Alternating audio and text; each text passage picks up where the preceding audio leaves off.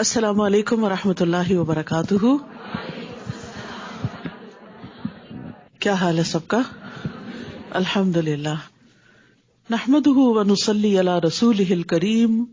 اما بعد فاعوذ باللہ من الشیطان الرجیم. بسم اللہ الرحمن الرحیم. رب اشرح لی صدری ویسر لی امری واحلل عقدۃ من لسانی یفقہوا قولی. رسول اللہ صلی اللہ علیہ وسلم نے فرمایا، من یرد اللہ بہ خیرا یفقہہ فی الدین. اللہ جس کے ساتھ بھلائی چاہتا ہے اسے دین کی سمجھ دے دیتا ہے. تو یہ اللہ سبحانہ تعالیٰ کی بہت بڑی رحمت ہے کہ وہ ہمیں دین سے جوڑتا ہے، دین کی محبت ہمیں عطا کرتا ہے اور دین کی سمجھ بوجھ. کیونکہ دین کی محبت اور عقیدت ایک چیز ہے، اور جتنے بھی بائی برتھ مسلمان ہوتے ہیں، ماں باپ ان کو دین کی محبت دیتے ہیں تو وہ اپنے دین سے ایک لگاؤ ضرور رکھتے ہیں، لیکن دین کے ساتھ لگاؤ ایک چیز ہے اور دین کی سمجھ بوجھ الگ چیز ہے. تو جس کے ساتھ اللہ تعالیٰ بھلائی کا ارادہ کرتے ہیں، اس کو خیر کثیر سے نوازنا چاہتے ہیں، تو اس کو دین کی سمجھ بھی دے دیتے ہیں. اور دین کی سمجھ جو ہے بہت بڑی نعمت ہے، کیونکہ اس سے یہ زندگی بھی آسان ہوتی ہے اور اگلی زندگی بھی آسان ہوتی ہے. اور اس کے لیے انسان کو ایفرٹ کرنا پڑتی ہے، کوشش کرنا پڑتی، محنت کرنا پڑتی ہے. اور اس کے لیے انسان کو علم حاصل کرنے کے لیے اپنے گھر سے نکلنا پڑتا ہے. اور جو شخص علم حاصل کرنے کے لیے نکلے تو اس کے بارے میں حدیث میں آتا ہے، زر بن حبیش کہتے ہیں، میں صفوان بن اسال کی خدمت میں حاضر ہوا. انہوں نے فرمایا، کیسے آئے؟ میں نے کہا، علم حاصل کرنے کے لیے. تو انہوں نے کہا، میں نے رسول اللہ صلی اللہ علیہ وسلم کو یہ فرماتے ہوئے سنا ہے کہ جو شخص بھی علم کی طلب میں اپنے گھر سے نکلے، فرشتے اس کے عمل کو پسند کرنے کی وجہ سے اس کے لیے اپنے پر پھیلا دیتے ہیں. یعنی گھر سے نکل کر کوشش کر کے علم کی مجلس میں حاضر ہونا یہ بہت بڑی رحمت کا سبب ہے، اور فرشتوں جیسی مخلوق ایسے انسانوں کے آگے جھکتی ہے اور ان کے لیے پر پھیلاتی ہے، یعنی ان کو عزت دینے کے لیے، ان کی وقت اور ان کی توقیر کے لیے. قرآن مجید میں اللہ تعالیٰ فرماتے ہیں، یرفع اللہ الذین آمنوا منکم والذین اوتوا العلم درجات.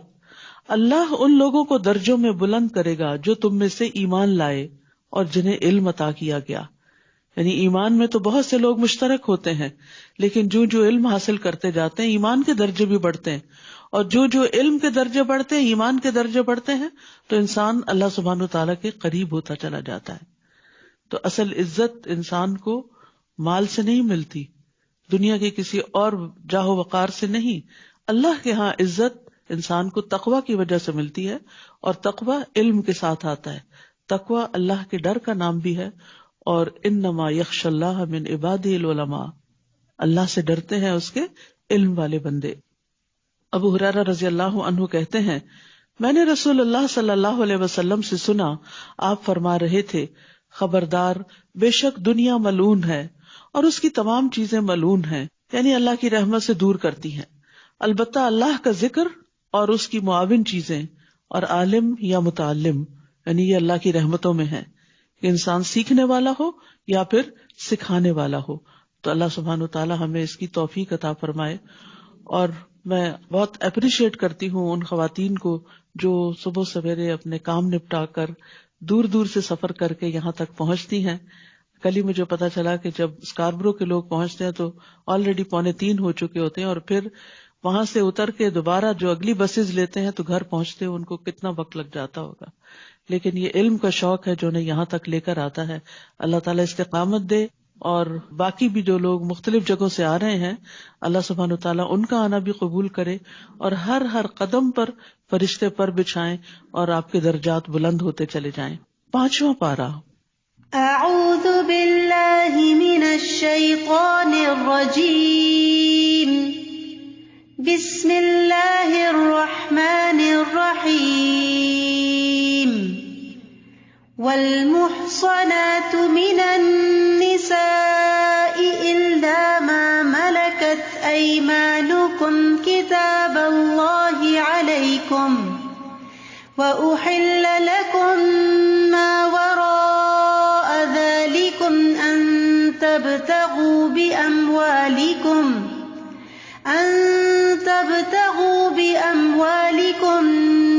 محصنين غير مسافحين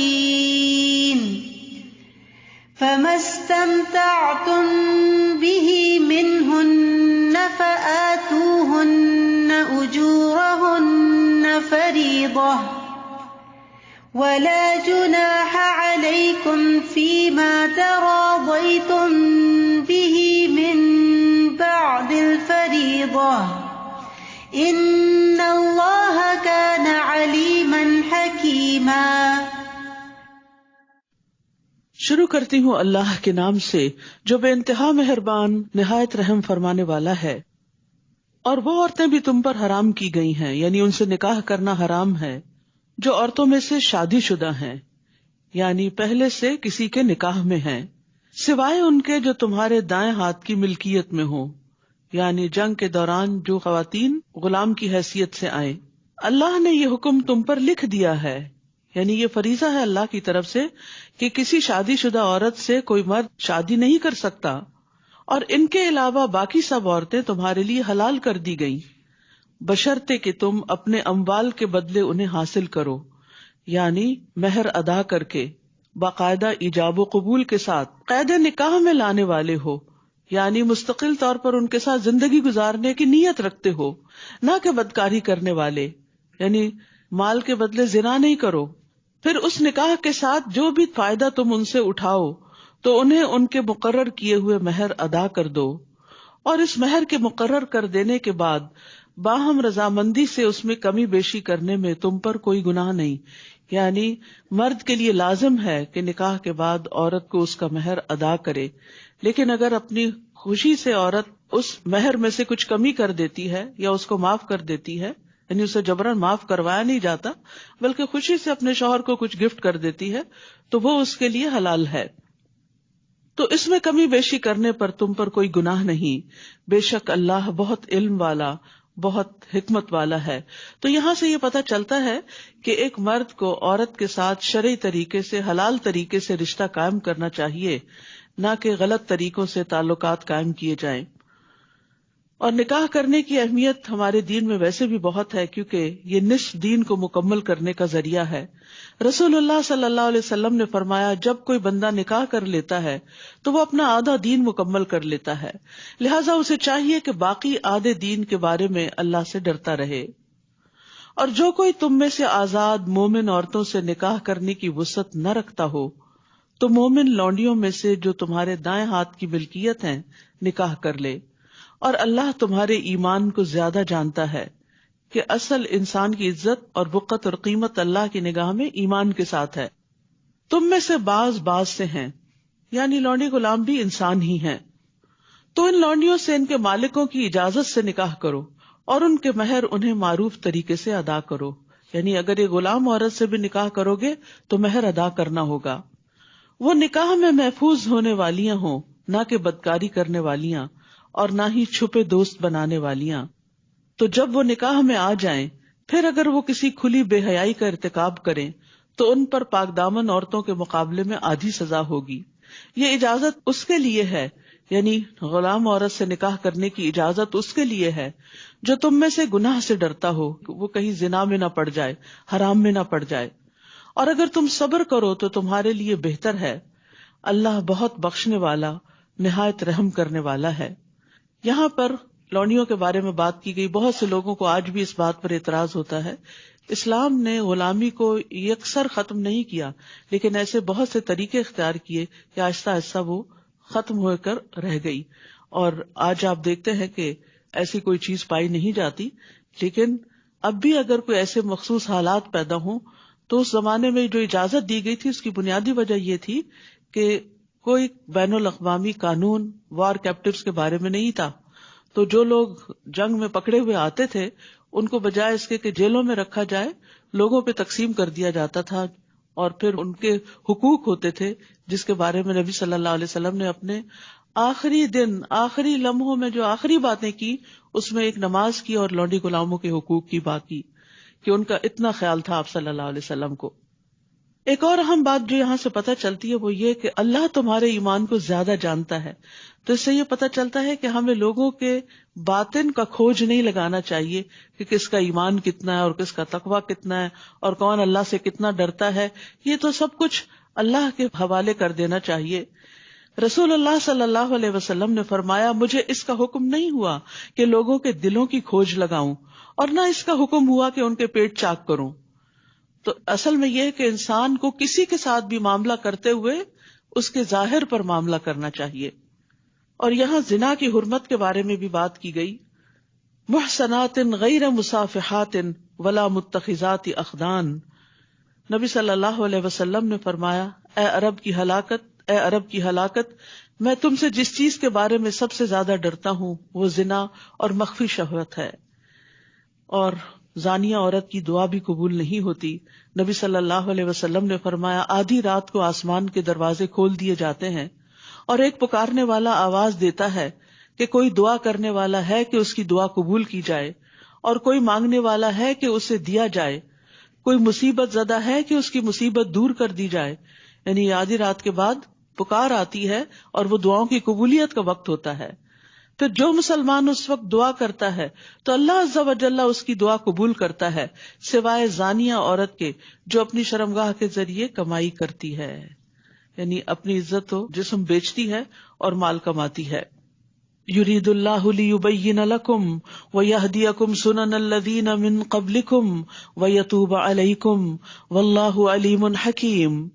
اللہ چاہتا ہے کہ وہ تمہارے لیے احکام خوب واضح کر دے اور تم سے پہلے نیک لوگوں کے طریقوں کی طرف تمہاری رہنمائی کرے اور تم پر مہربان ہو، اور اللہ بہت علم والا بہت حکمت والا ہے. اور اللہ چاہتا ہے کہ وہ تم پر مہربان ہو، اور جو لوگ خواہشات کی پیروی کرتے ہیں وہ چاہتے ہیں کہ تم سیدھے راستے سے انحراف کر کے گمراہ لوگوں کی طرف خوب مائل ہو جاؤ. تو اس سے یہ پتہ چلتا ہے کہ اللہ سبحانہ تعالیٰ نے جو احکامات ہمیں دیے ہیں ان میں بظاہر کچھ پابندیاں بھی محسوس ہوتی ہیں، لیکن یہ پابندیاں دراصل آسانیاں لاتی ہیں اور بہت سی آزادیاں انسانوں کے لیے مشکلات پیدا کر دیتی ہیں. اور اللہ چاہتا ہے کہ وہ تم پر مہربان ہو. یرید اللہ ان یخفف عنکم وخلق الانسان ضعیفا. اللہ چاہتا ہے کہ وہ تم سے بوجھ ہلکا کر دے اور انسان بہت کمزور پیدا کیا گیا ہے.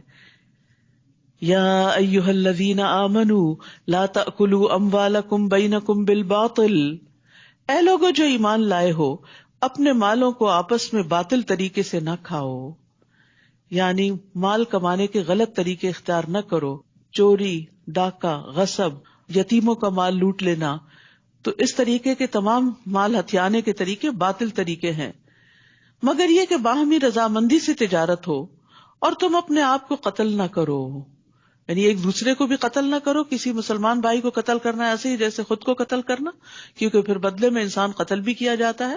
اور دوسرے یہ کہ سوئسائڈ کی ممانعت ہے. یہاں خودکشی جو ہے وہ کبیرہ گناہوں میں سے ایک ہے، اور خودکشی کرنے والا جو ہے قیامت کے دن اور پھر حساب کتاب کے بعد اگر اللہ تعالیٰ اس کو جہنم میں بھیج دیں تو مسلسل جہنم میں جلنے کے ساتھ ساتھ اس آلے سے یا اس طریقے سے اپنے آپ کو بار بار مارنے کی کوشش کرے گا جس طرح اس نے خود کو دنیا میں مارا.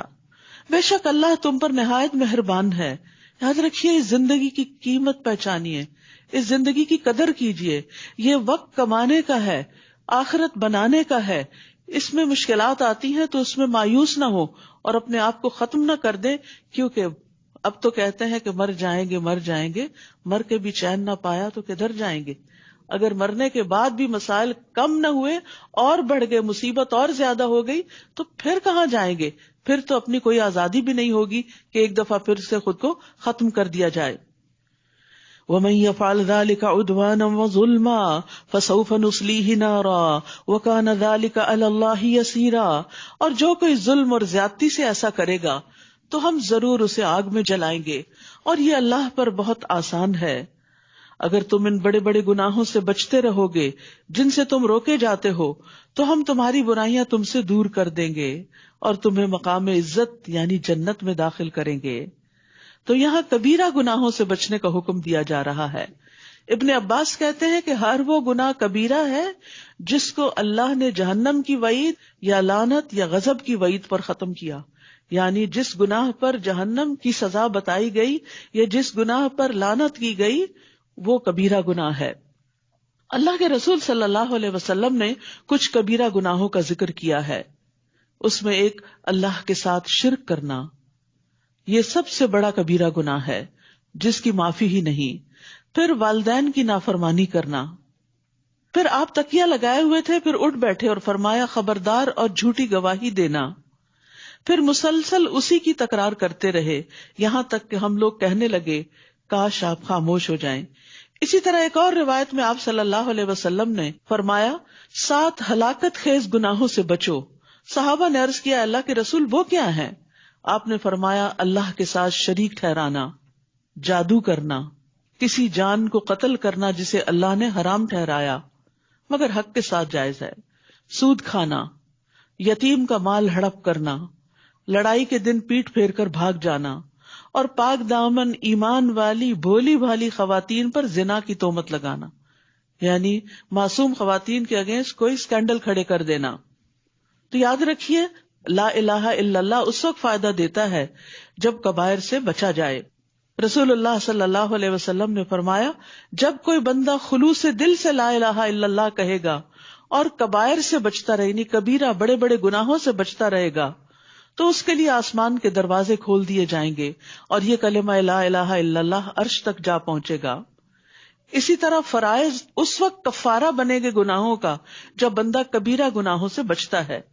رسول اللہ صلی اللہ علیہ وسلم نے فرمایا 5 نمازیں اور ایک جمعہ سے دوسرے جمعہ تک اور رمضان سے رمضان تک اپنے درمیان سرزد ہونے والے گناہوں کے لیے کفارہ بن جاتے ہیں جب تک کہ کبیرہ گناہوں سے بچا جائے۔ یعنی ہم کہتے ہیں نا وضو کرنے سے سارے گناہ دھل جاتے ہیں اگر کبیرہ گناہوں سے بچیں گے۔ اسی طرح رمضان سے رمضان تک کے بیچ کے گناہ جو ہے اگلے رمضان میں معاف ہو جاتے ہیں اگر کبیرہ گناہوں سے بچیں گے۔ رسول اللہ صلی اللہ علیہ وسلم نے فرمایا اجتنبوا الکبائر وسددوا وابشروا، کبیرہ گناہوں سے اجتناب کرو اور سیدھے رہو اور خوش ہو جاؤ۔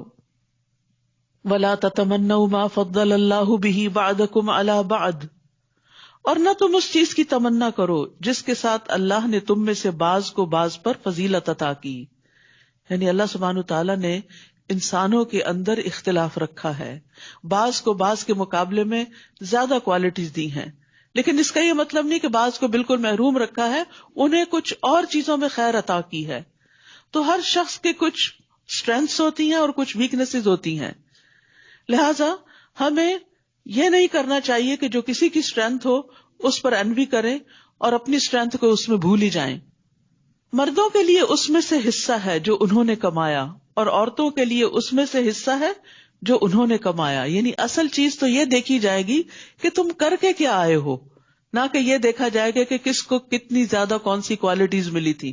دیکھا جائے گا کہ ان کوالٹیز کو، ان اسٹرینتھس کو اس نے کس خیر کے کام میں لگایا اور اپنے لیے کیا کما کے لایا۔ اور اللہ سے اس کے فضل کا سوال کرو، بے شک اللہ ہر چیز کو خوب جاننے والا ہے۔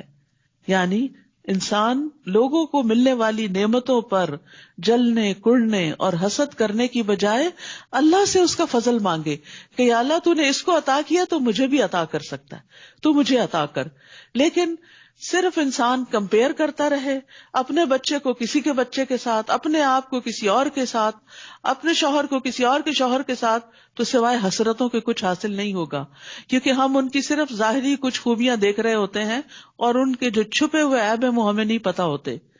تو اس لیے کبھی بھی یہ نہیں کہنا چاہیے کہ میرا بچہ فلاں کے بچے کی طرح ہو جائے یا میں فلاں کی طرح ہو جاؤں، نہیں، اللہ سے فضل مانگتے یا اللہ تو اپنی نگاہوں میں بڑا کر دے اور تو اپنے فضل سے نعمتیں عطا کر دے، کیونکہ یہ حسرت جو ہوتی ہے کہ میں فلاں کی طرح کیوں نہیں، یہ حسد کی راہ ہموار کرتی ہے اور پھر دوسرے کی نعمت کے زوال کی تمنا کرتی ہے، جو کہ ایک حرام فعل ہے اور یہ دل کی ایسی کمائی ہے جس پر پوچھ ہوگی۔ اس لیے اللہ کا فضل مانگنا چاہیے۔ اور یہ بھی کہا گیا کہ اس آیت کا سبب نزول یہ ہے کہ بعض عورتوں نے کہا کاش ہم وراثت میں مردوں کے برابر ہوتی اور جہاد میں ان کے ساتھ شریک ہوتی، تو یہ آیت انہیں اس چیز سے منع کرنے کے لیے نازل ہوئی کہ مردوں کی برابری کی خواہش کرنا اللہ کے حکم کو رد کرنا ہے۔ کیونکہ عورتوں کی اپنی کچھ اسٹرینتھس ہیں، ان کے اپنے کچھ ایسے کام اور مواقع ہیں جن سے ان کے درجات بلند ہوتے ہیں. مثلا ماں کی حیثیت سے ایک عورت کا درجہ اور مقام باپ کے مقابلے میں، مرد کے مقابلے میں 3 گنا زیادہ ہے. سب سے زیادہ حسن سلوک ماں کے ساتھ کرنے کو کہا گیا ہے. اسی طرح ماں جو بچوں کو جنم دیتی ہے اور جو دودھ پلاتی ہے اور جو تربیت دیتی ہے، اس میں جتنا زیادہ اس کا حصہ ہوتا ہے اتنا ہی زیادہ اس کا اجر و ثواب بھی ہوتا ہے. لہٰذا ایک دوسرے کے مقابلے پر رہنے سے انسان کے اندر سوائے حسرتوں کے کچھ پیدا نہیں ہوتا. اور بعض سٹڈیز بھی اس چیز کو ظاہر کرتی ہیں کہ جب سے یہ سوشل میڈیا بہت عام ہوا ہے اور ہم صرف اپنے آس پاس کے لوگوں کو ہی نہیں دیکھتے، دنیا بھر میں بیٹھے ہوئے لوگوں کے فگرز دیکھ رہے ہیں، ان کے مال اور دولت اور کہاں جاتے ہیں، کن ریسٹورینٹس میں جاتے ہیں، کیا کھاتے ہیں، ان چیزوں نے لوگوں کا انگزائٹی اور ڈپریشن اور زیادہ بڑھا دیا ہے، کیونکہ مسلسل اپنی حالت کو ان کے ساتھ کمپیئر کرتے رہتے ہیں. تو اس چیز سے بچنا چاہیے. جہاں کسی کی کوئی خوبی، کوئی نعمت دل کو لگے، وہاں اللہ سے دعا کریں کہ اللہ تو اپنے فضل سے مجھے بھی عطا کر. اور یہ چیز انسان کے اندر ایک کنٹینٹمنٹ پیدا کر دے گی. اور ویسے بھی اللہ کی رضا پہ راضی ہونا ہی انسان کو راضی کرتا ہے. اور اس ترکے میں سے جو والدین اور قریبی رشتہ دار چھوڑ جائیں، ہم نے ہر ایک کے وارث مقرر کر دیے ہیں، اور جنہیں تمہارے عہد و پیمان نے تم سے باندھ رکھا، یعنی تمہارے حلیف، تو تم انہیں بھی ان کا حصہ دے دو. بے شک اللہ ہر چیز پر خوب گواہ ہے. الرجال قوامون علی النساء بما فضل اللہ بعضهم علی بعض. مرد عورتوں پر قوام ہیں، ذمہ دار ہیں. قیم کہتے ہیں مینیجر کو. قوام ہوتا ہے جو بہت زیادہ قائم رہے، کھڑا رہے، ذمہ داری لے. یعنی مرد عورتوں کے ذمہ دار ہیں، ان کو کما کر لا کے دینے کے اور باقی بڑے بڑے اہم اور مشکل کام کرنے کے. کہ اللہ نے ان میں سے بعض کو بعض پر فضیلت دی. اس کا یہ مطلب نہیں صرف مردوں کو ہی فضیلت دی ہے، عورتوں کو بعض پر. بعض مرد تقویٰ میں عورتوں سے بڑھ کر ہیں اور بعض عورتیں تقویٰ اور دینداری میں مردوں سے بھی بڑھ کر ہوتی ہیں.